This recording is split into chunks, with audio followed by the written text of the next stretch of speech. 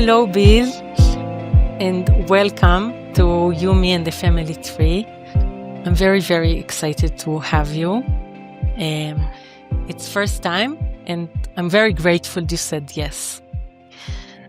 Well, thank you for inviting me. I'm happy to be here. Wonderful. The topic I chose today is rituals, and after I picked it, I went to think, what is actually a ritual? And so many things came up. And maybe I will share a little story. When I was a little child, I always ate the apple in the same way, in a very unique way. Like I would start in the middle, go up in a circle, down in a circle, and then finish the apple. And I'm wondering, is that a ritual? Well, I think that it's a big question, but I think something like that can become a ritual. People have ritual ways of eating. I mean, you see it probably in cultures. There's certain ways of serving food. A lot of rituals come out of religious observations. How to eat, how to sit, how to pass food around, what gets eaten first. And then over time, that can just sort of float into the family, but people are still doing it, I was raised Roman Catholic, so there was always a prayer before a meal. That's kind of a ritual. And my dad was served first. That was definitely a ritual. But yeah, they're just observances. But I think on one level, and you see them with children too. Children are great at creating rituals when they're out playing. Okay, we have to do this. They said something. We're going to do this, and this is going to happen. Those are kind of ritualistic, and we have to, whoever is the leader in the group is, creating something. I think for me, in every culture has rituals, whether they're religious or connected to the harvest or celebrating the seasons. And we still have them here in the United States. A lot of them are downloaded from European ancestors. We've incorporated Native American, and it becomes a big thing, or can be a big thing. But in terms of, for me, a ritual always has a beginning, middle, and end. It's some loose, open-ended, there's a structure to it. And usually it puts us in liminal space, liminal space is somewhere in the middle. It's the unknown in a way, but not necessarily in a terrifying way. It's we go from what we know, we cross over, and we're in something new. So the space in between is liminal. Okay. Yeah, and but for me, a ritual has a beginning, middle, and end. Usually, a structured ritual. A structured. Oh, I like that. I'm gonna introduce us before we jump deeper. Okay. I'm Iris Shaham, Family Constellation facilitator, an artist. I love rituals. It's warming my heart. I don't know. It's always touching. There's something so meaningful usually about it. I'm hosting you, Bill Mannle. I know you are a psychotherapist, a marriage, a couple therapist. Yeah. And I know you combine Gestalt, Family Constellation, and attachment theory in your work, and that you are working internationally, presenting Family Constellation everywhere. I know you're super busy, and I'm thankful you have time to sit with me here. It's a joy just to sit. I'm so happy you took it. You took the invitation. Yeah. So you already answered what is a ritual, a beginning, middle, and end. And I want to maybe ask you, how do you use ritual in the family constellation work?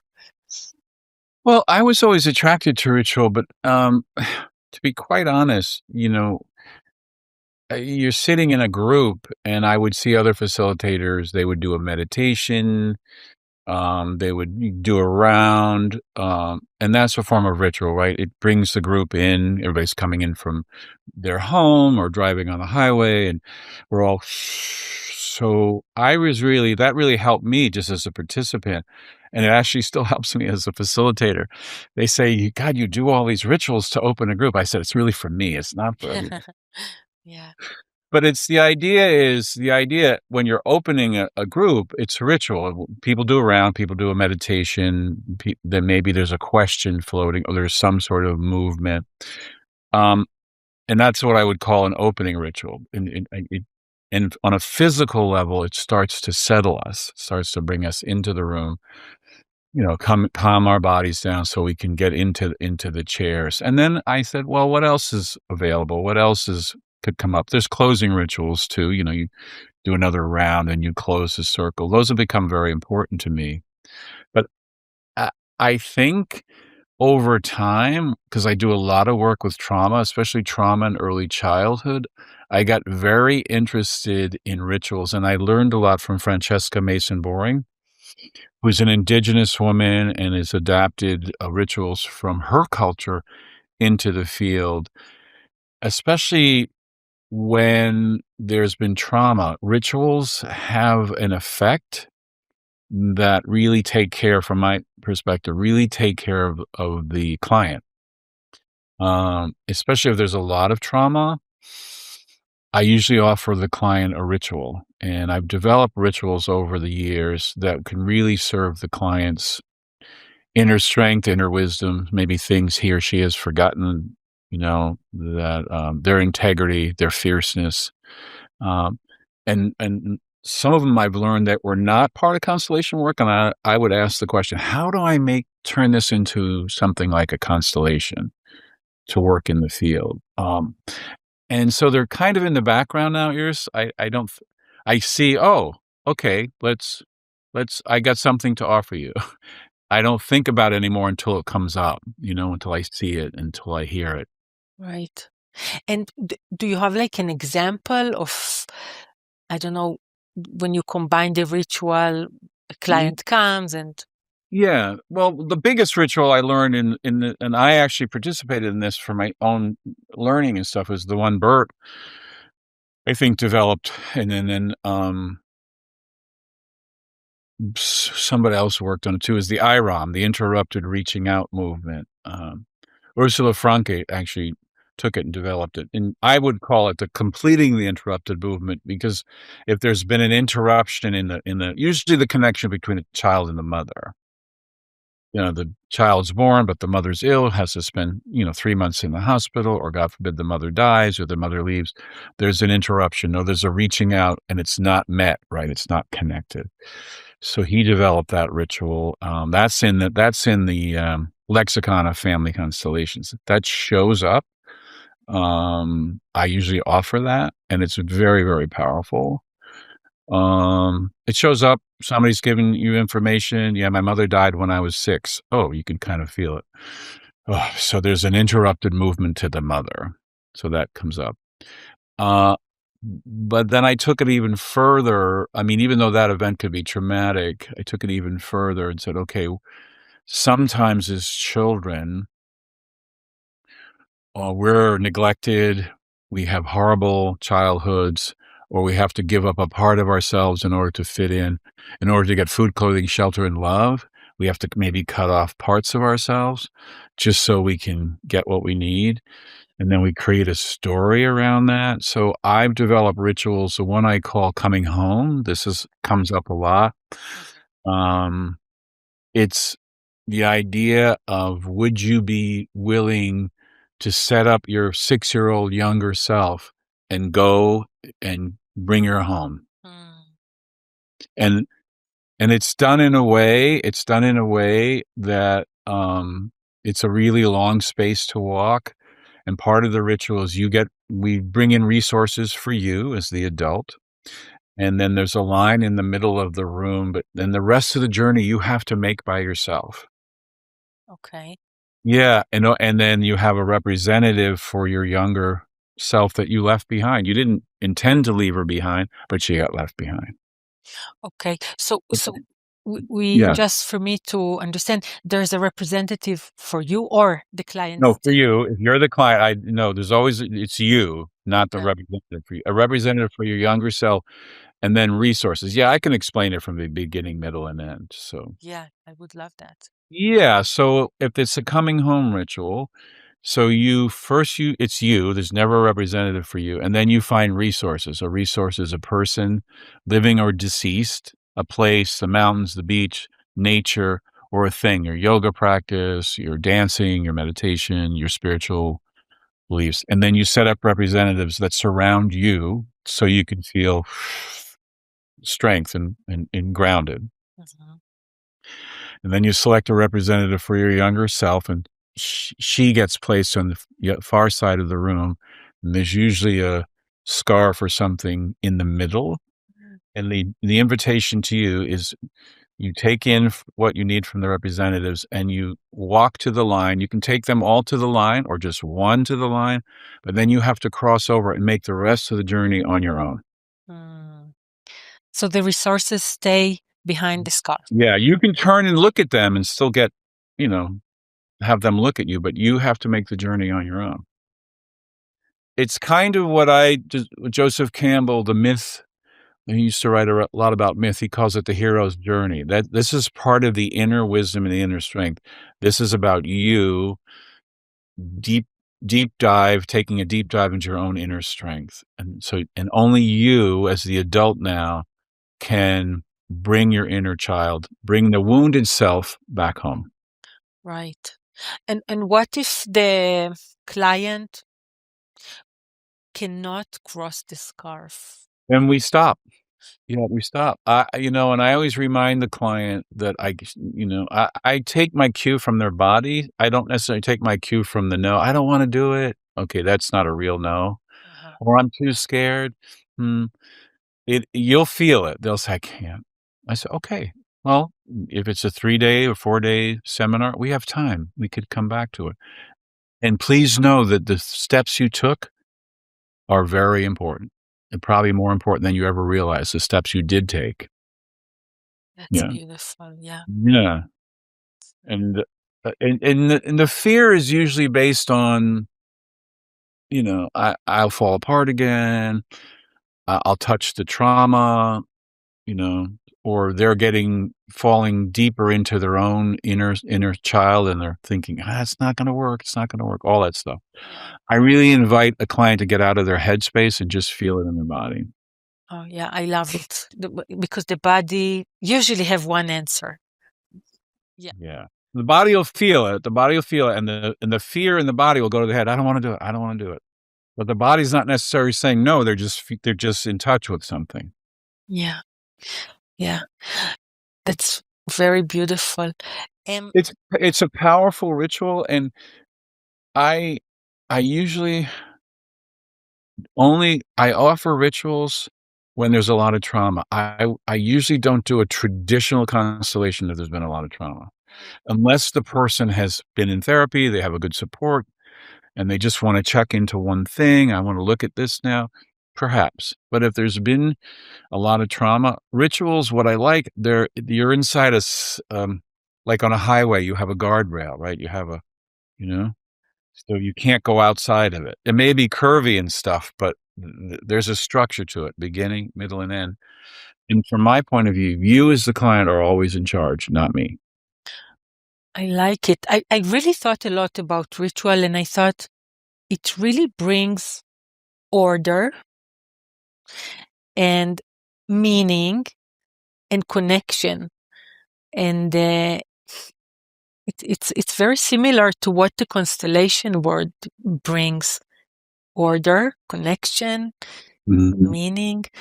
Um, and I want to emphasize this because I like what you're saying. When there's a big trauma, you're actually not going to constellate, but you're going to make a ritual maybe to make the client stronger, and maybe then you'll go to a constellation.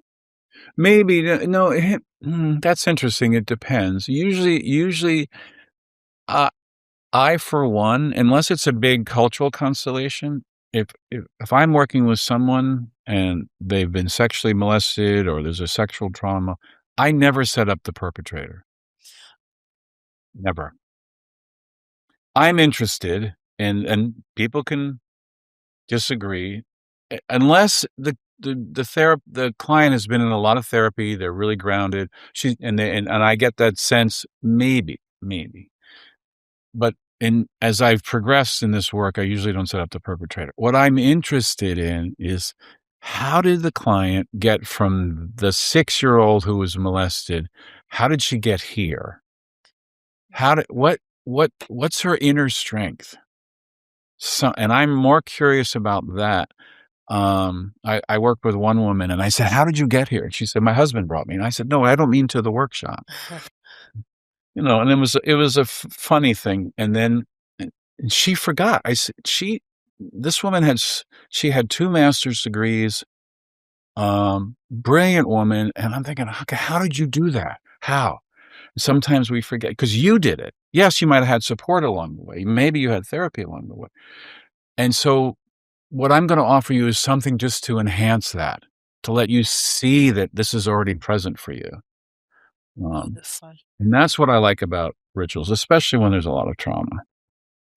I like it a lot, and I think I don't know if it's unique, but there's many people and facilitator that will do it differently, but I'm interested that you choose not to bring the perpetrator. You're actually going to show the client how strong he is to actually be here. Yeah, because I think sometimes the client forgets, we all forget how, okay, I mean, I survived that, and out of that, some inner wisdom, inner strength came out of it. Was it painful? Yes. Mm. But some, like I said, inner wisdom or strength came out of it. And maybe I turned that to, help other people, or maybe I used it for something else, but it's in there. And so, yeah, I think when I was first starting out, I did it. I remember working with this one woman who, um, was so conflicted about her father, and he had sexually molested her. So I did it, but there was no going to the father. I set him up way outside the circle, almost the other side of the building, s- just so she could see him. And I think there wasn't really a ritual, but for her to acknowledge, "You are my father, I take you as my father, and I leave you with the consequences of your behavior," that freed her. So there was no moving towards him, there was no, just to see. And he didn't say anything. He didn't say anything, just so we could have that visual. But that was early on. I think that's can still help. I think each constellation or each issue is, you have to feel it out, and then it's organic for me, whatever's coming up. To Mhm. smell But smell the yeah, yeah. yeah, I usually and this is, because it's in my field, in me personally, I can smell abandonment and childhood trauma in the circle. That's amazing. Yeah. Well, and this is a belief of mine. I was talking to a colleague. A lot of places I go now, people come for that because they know that's what I work on, but I think people come unconsciously for that as well. I I agree. I feel what you're saying. I mean, I know the clients who come to me at this moment, they have kind of the same flavor, but it can change too. I mean, And period. I don't advertise that. I've never advertised a workshop, healing childhood trauma or anything like that. Wow. Never. Yeah, I love it. It's this maybe big unconscious, like collective field that draws us to I certain places. I think so. I mean, it doesn't mean that other things won't show up. Maybe the abandonment was because of war, so I might have to bring elements of the war in, or the immigration, or those kind of bigger events to see, the movements that that left you here. That's all. Right. By the way, in war, when there's a perpetrator and a victim, would you bring it, or you'll choose the same method as? Yeah, I've done that in war. I always usually not always, I don't wanna say always, but usually to see yeah, to see, if you're the client and there's war in your history, I probably will bring in the perpetrator and the victim. And Bert said if we kill some in war, they become part of our family system. So I think that's important to understand the movements in that and the energy in that.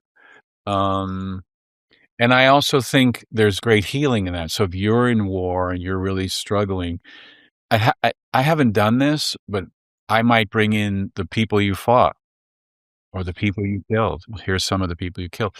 Healing for you. Yeah. 'Cause, it's over. We put our guns down. It's over. I'm, a farmer now, but that was part of my history, but I'm still struggling with. Wow. Those kind of reconciliations I think are very powerful. Yeah. Yeah.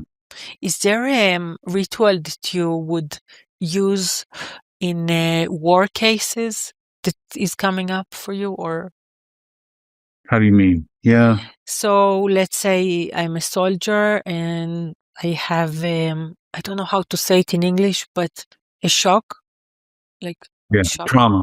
Yeah. Yeah.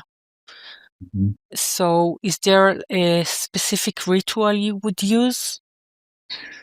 Well, in war, usually what happens depends is, your soldiers, your friends, or what is now called your band of brothers based on that book, that creates another family because of the intent. I'm dependent on you to save my life. Mm, You're dependent on me. And that becomes almost my words almost overrides the family of origin we came from because it's so intense. So I think bringing, and I've done it, have your comrades that you fought with are lying down on the floor next to you. And you might, have yourself lie. I might ask you to lie down with them, but it's not your place because you're not dead, but you feel like you belong there. And this is what your children see. This is the part of you they get because you're still there. right. So that's more of a traditional constellation. Sometimes I've witnessed it where there's this group, and they make their way towards each other, and there's this emotional connection. There are soldiers from different countries, and like they're farmers now, but it's to heal, like, you know, and it's important if that's your dad for you to see it. This is where he was left as a young man. Boys go off to war. My dad went off to the Second World War, and they're asked to do things they would never have done in civilian life, where they Right. see things, smell things, Yeah. and they come home and they fall in love with the bourbon bottle or the scotch bottle Hmm. or the Or whiskey. or they just almost like have this world, but also another one that you can They never reach. you can they yeah, they'll always be connected to it. Yeah. But I think part of it is this is not a consolation, but I witnessed something on TV where a lot of Vietnam veterans went back to Vietnam and actually went into a village with some of the soldiers they fought. It was amazing. It was a healing. It's like Constellation was healing. So There was hugging and crying and, where 40 years ago they were killing each other. wow, wow, that's amazing. Yeah. Um, I want to go back to the ritual you talked about of Bert Hellinger, the mom and the Oh, the interrupted reaching out movement. yes. Yeah. Would you explain it for Okay, I'll explain it the way people who listen and maybe like not sure? Yeah. I'll explain it the way I do it. Other people do it differently. Well, Bert talked about it. So, if there's been a cutoff, right? And it's usually with the mother. I've done it with the father too. Like I worked with a woman recently from Poland whose father left and she was 16. And I'm mad at him. I said, okay, that's what's protection. It's easier to be angry Yeah. than it is to feel, I miss him. Yeah. So, Usually it's with the mother if the child is born and mom's sick, and so she has to be removed, and the child's maybe with the midwife or the grandma. So there's attention and there's affection, but there's a cutoff from the mother. Or the mother dies when the child's 5, or the mother leaves. So there's a movement because normally we're in a movement. We're in a dance with our mother. You're a baby, you're getting food, clothing, shelter, you're reaching out, you're being picked up, soothed. All that stops, right? You're 5 or 6, mom dies, you don't know what it is, but you can feel it. And maybe in your mind, you're looking for your mother. So Bert would this interrupted, something's been interrupted, right? Cut. So the movement is to repair that, is to finish that movement. I call it the C-ROM, completing the interrupted movement. So you had a movement and it's been interrupted and now you have to complete it. But it's the same thing. And the idea is you would pick someone to represent the mother at the other end of the room. And then you as the client, no resources. And you as the client would make steps towards your mom. And my invitation usually is pay attention to any stories that come up in your head. My mom, this, or stories your dad told you about your mom if she left, or your anger. It's all protection. All those things protect us because it keeps everything over here, right? And the biggest fear is it's going to happen again. If I keep walking towards the representative of my mother, she's going to disappear. That's the biggest fear for me. And that's the fear for everything. And if that doesn't get healed, we take it into our relationships. We get married, it's all great, it's beautiful, it's romantic and stuff, but deep down inside, you're going to say to your partner, "You're never going to leave me." Yeah. Because I'm going to try to heal it inside of my relationship, and that can't be healed inside the relationship. It can only be healed inside of you. And Yeah. that it's a very powerful movement. It's a very powerful. And, I'll tell you, I worked with one woman whose mother died when she was 7, and she couldn't complete it, but she got really close to her mother. She looked at me and she said, "This is as far as I can go." "Okay, we stop. You went really far. Just allow all that to work. Take it inside. We can finish it another time." That was a big movement. big movement. I assume it needs a lot of time. I've seen this done in one of them was 2 hours. Quietly or Oh, there's been crying. Usually anger shows up in the beginning. Yeah. wow.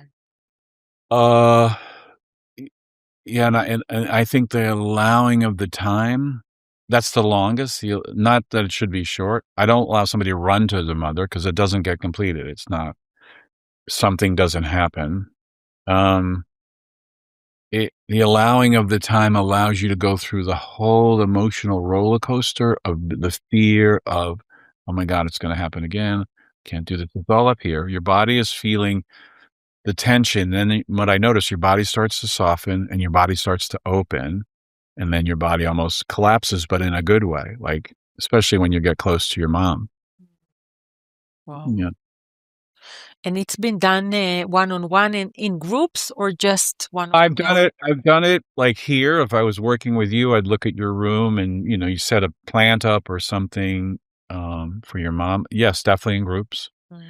When I've done retreats, there's a place where I do my retreats not far from here. There's a big yard out in the woods, and I set up the mother way far away and have them take their time. Wow. Interesting. Yeah. It really is there's a completion of some sort. Some movement gets finished.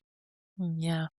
And I imagine, as you said, that even if the client doesn't move even a centimeter, still there's acknowledgement for what is happening. So Yeah. even in a traditional constellation, if the client says, "This is too much for me," okay, I invite them to acknowledge that you really held space for this, so that was a big step for you. Just to that's a big step, that it's the same. Um, is there I know it's a strange question, but can you overuse rituals, to your opinion? Yeah. Could you talk Yeah, I a think little you can bit overuse about anything. it?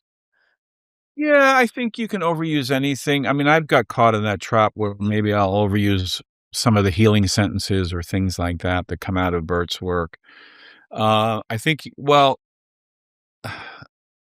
yeah, I was working in a group once and I did a ritual for someone, and someone says, "Well, I want to do that now." No, no, no, it doesn't work. No, that's my issue. Well, so, and I've learned not to do that. I think before I might have said, "Okay, you're next," and then it becomes like a drive-through. Like you're stopping at a drive-through restaurant. "Oh, 2 of those, and 3 of these," and Yeah. drive. I think so. Rituals, I don't use the word sacred, but I think they're sacred, and they're sacred to you as the client because you're stepping into a whole new field. It's this liminal space. I mean, constellations are kind of a liminal space because we leave the outside, we leave our known thing, and we come into some ceremony. I mean, on all levels, constellations are ceremonial in some way, right? Mm. So we're stepping in that. Um, and it can be tricky to, keep doing the same thing over and over, especially a ritual. Now, if you're doing a 3-day workshop and that's present for the client, so if you do a piece of work and we do the interrupted movement and someone comes to me, "Oh my god, that's what I've been struggling with all my life. My mother died when I was 4." I said, "All right, well, we could look at that, maybe do that or do something else, but if you're drawn to the ritual, we could look at it." So it really has to come to the client. Okay. Yeah. But sometimes if you're the first person to do it, anyone who has a similar issue in the circle, they're doing it internally. I agree. I so They're much doing it in agree. they're doing it internally, and I might push back and say, "Okay, I might ask you to leave the room so we can talk about it," especially if it's a training, and they'll say, "Oh my god, that's my work." I said, "Okay." So they said, "I know, I'm really good. That's what I needed to feel and to see." I said, "All right, all right." Yeah. It's almost like the client or the person who is being chosen, he's like giving the gift for everybody else in this room. Yeah. Sure. Um, do you have a ritual that you want to share, or Well, like, like your own thing that you do as a ritual? It can be personal in life or in the constellation work. uh, well, I mean, I've learned from a lot of different teachers. I don't this is I sometimes I get rituals crossover with an exercise where because exercises can be ritualistic. Mm. I like the work that comes out of somatic experiencing, when you're really moving your body in a certain way to touch something and to release and touch something and to release. But I think this is this is not a ritual, it's more of a kind of a constellation kind of thing, but and I really like it, so if I'm opening a group, I might ask the group to write on a piece of paper what's their biggest anxiety or fear for today, you know, Okay. and write it so everybody can and they fold it up and put it in the middle of the room, right? This is after we do the round, after we, get settled, do all the housekeeping. And then everybody is invited to go into the middle of the room and pick up a piece of paper that's not there. So you would pick up a piece of paper that's not yours. And then you look at it and you feel it, right? You feel it. And then the invitation is we're going to go around and you're going to share what's on the paper as if it's yours and you're sharing it for the first time. And then I invite everybody to pay attention to when they hear their words being spoken, what's happening in their body, and also to pay attention to what's happening when they're reading these other words. So that really takes us into a deep dive into the circle, and people are amazed. Wow, when I heard my word spoken, it didn't feel so heavy anymore, or something. Okay, yeah, Carrying interesting. the thing. So, it's ritualistic. I mean, it's an exercise, but it's ritualistic in how I have it Yeah. performed. Yeah, nice. Thank you for sharing. I love this sharing because Yeah, it's, I you mean, know, and, I you can do it with any topic, right? Like, if the topic is love, okay, name the most difficult thing about love for you. So you put it on, then you go around and read it. yeah, it's really interesting. I have a friend that she talked to me yesterday and she said, I'm going to host a group of 40 women. And I don't know how to start because how to gather 40 women to one like circle, everybody comes from, and I think rituals have this beautiful thing of gathering everyone and like almost gathering to the circle that's happening right now Yeah. may create so do you have a tip for this lady? Well, uh, a tip for this lady. Yeah, I mean, I would, you could do something like that to write something down. What you see, yeah, it's Yeah, beautiful. and make it lighter. You could say, what drew you to this circle? You could have them do that. Mm, Just the opening round, who are you and what brings you here? I mean, that's ritual in itself because it's right. Mhm. So Um, much. yeah. So So we're circling to the end, and I want to again bring my memory eating an apple. And I'm thinking, is that a habit or a ritual? Because, yeah. that's an interesting question. I think rituals can become habits. Mm, Rituals can become habits, and habits, I guess, could become a ritualistic.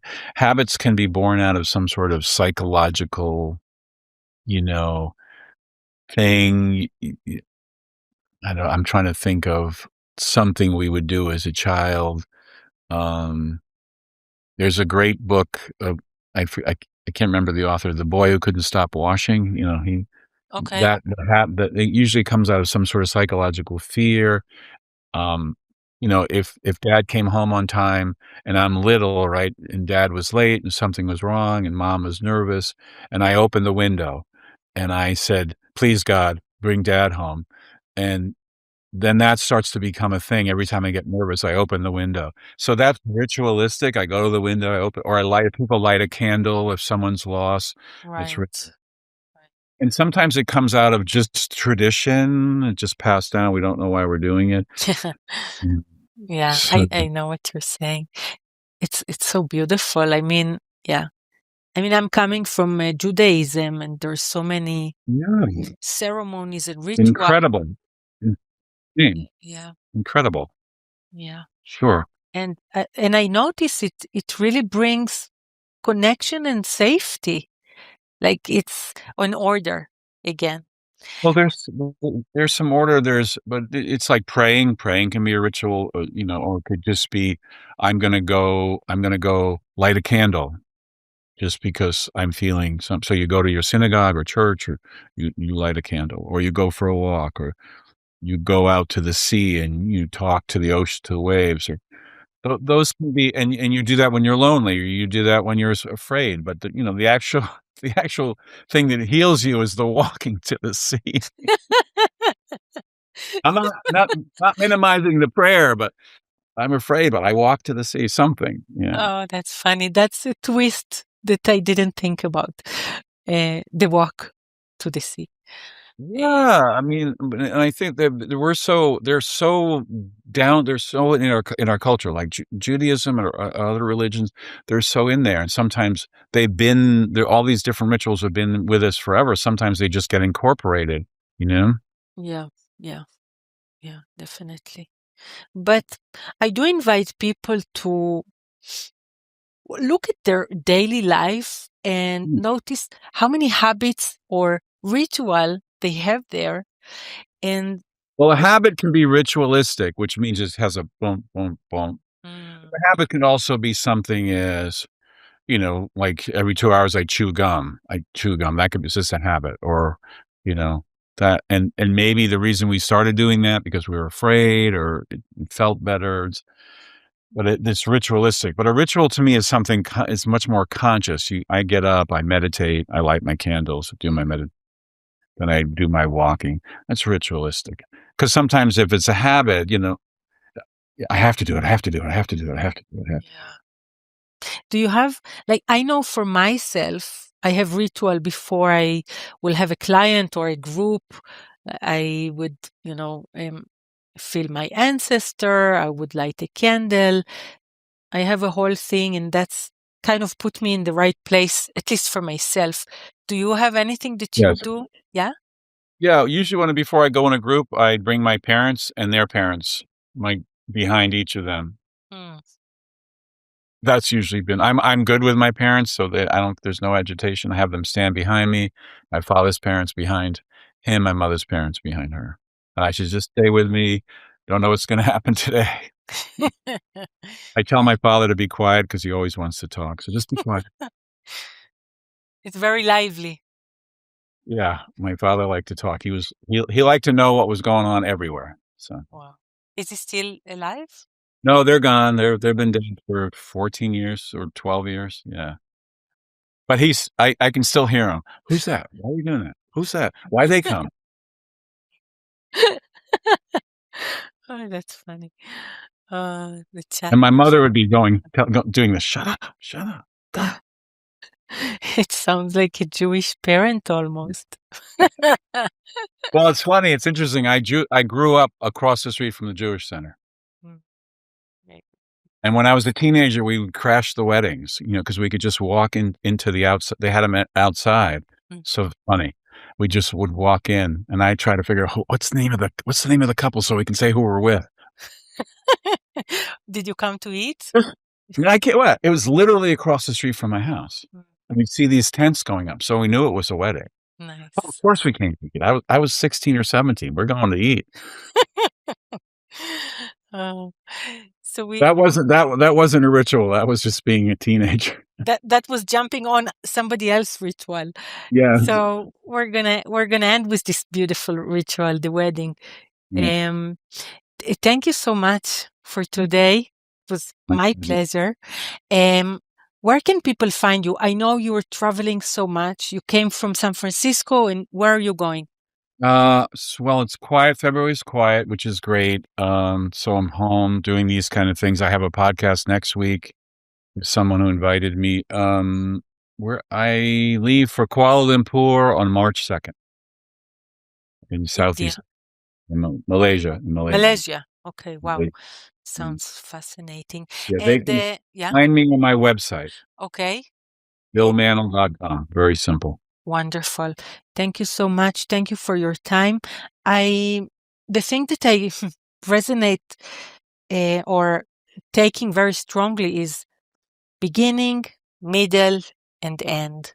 It's Especially for trauma, it's people feel safe. and it's not only trauma, it's all people. There's safety in it. Yeah. And especially since you're in charge, not me. I gave you the instructions, hold space for it, but you're in charge to take the steps. I may encourage you to go a little further, but if you can't, you can't. But you're always in charge. Wonderful.